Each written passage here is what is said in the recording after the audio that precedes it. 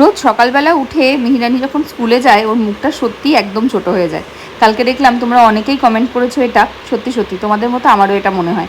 কিন্তু কবে যে আমার মেয়েটা একটু হাসি মুখে স্কুলে যাবে সেটা দেখার জন্য ওয়েট করছি।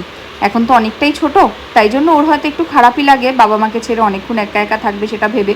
তবে আশা করি আস্তে আস্তে এটা ঠিকই হয়ে যাবে।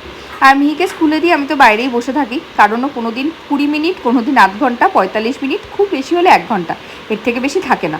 আর ম্যামরাও অতটা জোরও করে না, ওর যতক্ষণ ইচ্ছা ততক্ষণই রাখে। স্কুল থেকে যাওয়ার সময় ও যতটা কষ্টে থাকে, স্কুল থেকে ফিরে কিন্তু ঠিক ততটাই মুখে হাসি থাকে।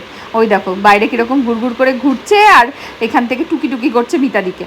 যাই হোক, স্কুল থেকে ফেরার পরে পিসি চলে এসেছিলো, মিতাদি আর পিসির কাছে ওকে রেখে দিয়ে আজকে তো সোমবার, আমি চলে গিয়েছিলাম একটুখানি হসপিটালে।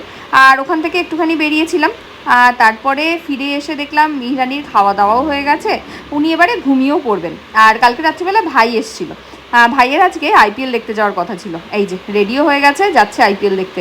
মাঝে মাঝে তাই ভাবি সময় কত তাড়াতাড়ি এগিয়ে যায়, ছোট্ট ভাইটা কত বড় হয়ে গেছে, কত বড় বড় লাগছে দেখতে।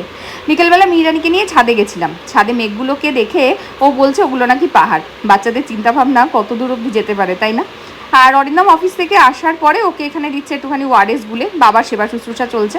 তারপর রাত্রিবেলা ডিনার টিনার করে আজকের মতন একটু খেলুধেলু করে দিনটা এইভাবেই কাটিয়ে দিলাম।